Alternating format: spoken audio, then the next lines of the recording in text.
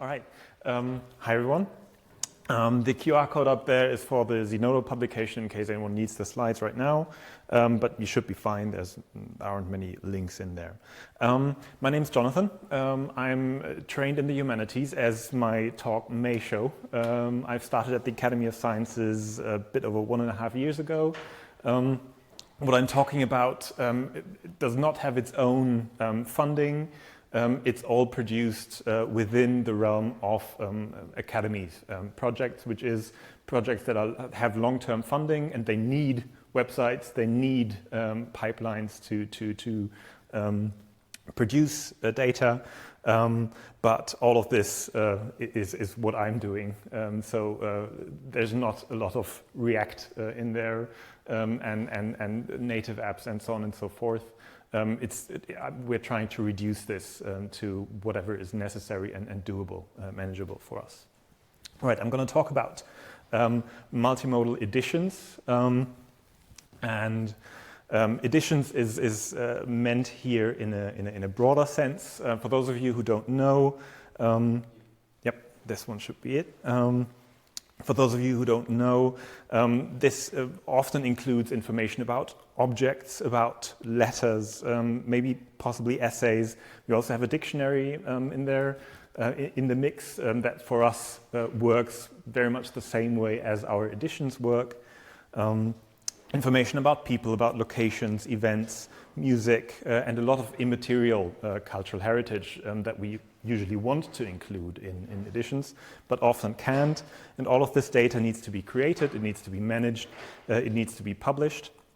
And to do this, we have a number of different options. What we are using in many projects, not in all of them, but in many projects, is the so-called cultural heritage framework, originally invented by my superior, Thorsten Schrade. The idea being this is a Typo 3 environment, and Typo 3 being a content management system, and a lot of individual components that you can combine to produce these kinds of editions. Intended originally mainly as a publication platform, as in there's an exist database, for example, where XML articles are stored with an Oxygen interface to edit them. There are other options. So we have a lot of projects using parts, and I'm saying parts, of the original idea shown in the top left. But we have a number of projects that are still running, which have, if everything goes according to plan, 10 more years of funding, and we need to modernize this infrastructure right now. And I'll show you why in a second. Going into this, we took a look at what other options are there, if we could just reuse existing software that would do the job for us. There are some things that come to mind, XML-based editors, platforms shown in the bottom right. There's Whiskey, which is very prominent in our domain. Kitodo is also, like Whiskey is a Drupal-based environment, so another content management system. There's Kitodo also working with Typo 3 in the cultural heritage space.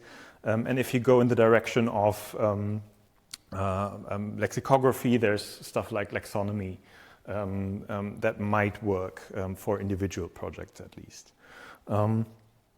We went with the decision to modernize what we had and try to make it into something that's better suited for what we need. Before I go into the methodology of doing this, I just wanted to show you a few of the issues that we encountered. In the top, you see upstream versions of Typo 3. So version 7 is now, I think it's over 10 years old right now. And a lot of our projects, most sites that we have, still are on version 7. That's not good. So security updates are only available for 11 and higher. So this is a state we can't continue to work with. The most recent site upgrade that we had was to Typo 3.10. It took about a year to do this, and another version of Typo 3 had been published in the process already. So we have a lot of issues with this kind of infrastructure that is neat it gets the job done, but it has a number of quality issues and a number of issues in the amount of extensions that were originally envisioned. The most prominent component that we have managed up until Typo 3.11, but was forked very early on, so a number of projects use an earlier version that is incompatible with this version, so we can't just migrate the data very neatly. A number of issues. We also have an extension that's central to some projects that has produced 4 different forks within the same organization because different people come in.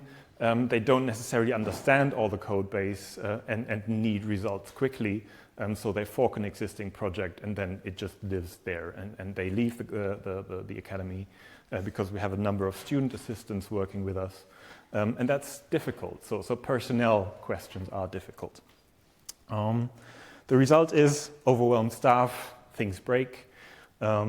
And we even sometimes patch, like we have a patched third-party component that is also, of course, hard to maintain, and the patch never got upstreamed.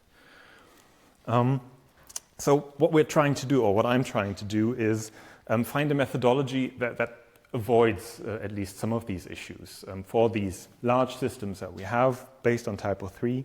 I'm not going to go into detail of media ecology theory, but I thought it was neat for a conference like this to bring a humanities thing into the development process.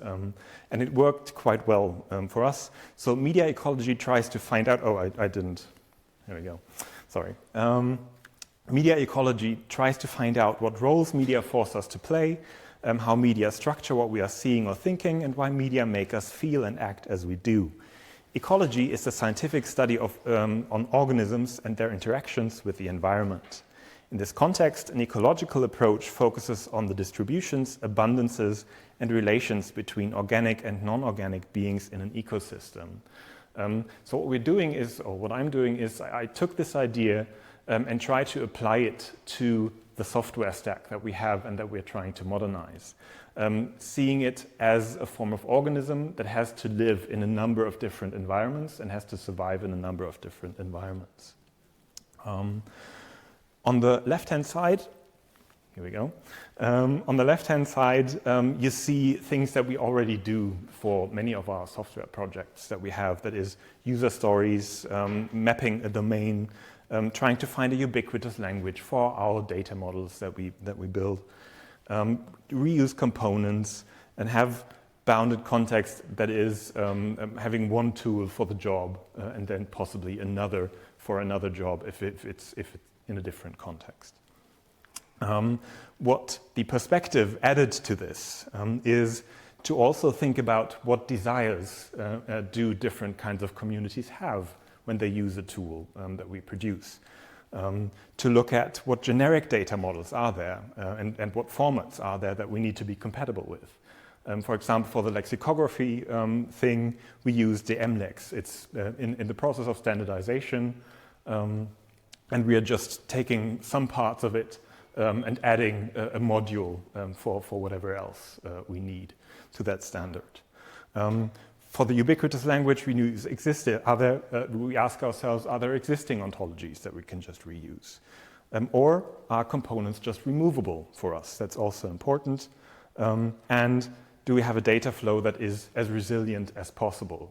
As in, does it possibly break entirely when one component breaks down? So we have a number of pipelines from exist into Typo 3 and then into other systems. So that's not working, it's not resilient, it's not a good data flow.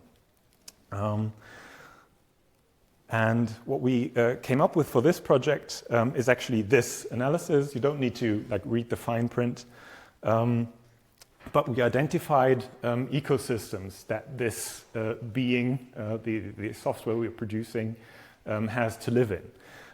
Environment being front and center, but some of the interesting things that came out were that we need accessibility across the entire stack. So if everything is built in Oxygen, then the Oxygen framework we produce needs to be accessible. And it's not right now. Whatever management interface we want needs to have accessibility on board, and Typo 3 is neat in the fact that the most recent versions are putting a lot of effort into making that clear and getting that right. So accessibility for us took on a much bigger role because of the analysis that we have here.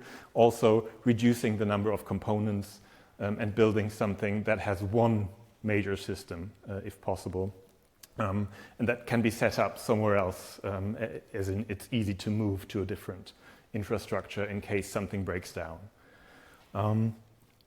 What's also interesting, German academia got its own slot in here, as in the work environment that we are and that we have needed to be taken into account. Whatever we do, we need documentation, and we need documentation before we start programming everything out.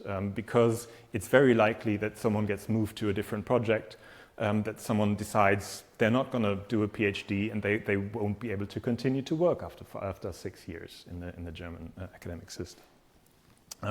And we also took into account bad faith actors, as in the website we build needs to be ready for harvesters, crawlers, whatever, coming in or even denial of service attacks on the websites that we build. I'm skipping over this a little bit. Anyway, so that ignore the bottom part here. What we have is one Typo 3 environment now. It contains data models, editing interfaces, all the serializations we need for a particular type of data, and every page it produces also has embedded metadata, so that it can be crawled easily. It also includes some search and social functionality right now. This is something I would like to continue to work on as soon as the two websites I'm actually building with this are published. And we have optional linked open data stuff that you can add on to a project. And you can always overwrite data models. You can always overwrite an interface that is automatically generated by the software.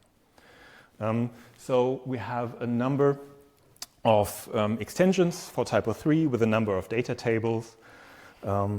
This might be more interesting to you. We split everything up in an entirely different way than our original version of the Cultural Heritage Framework did. So we have a base extension that contains a number of things, I'm going to show you in a minute.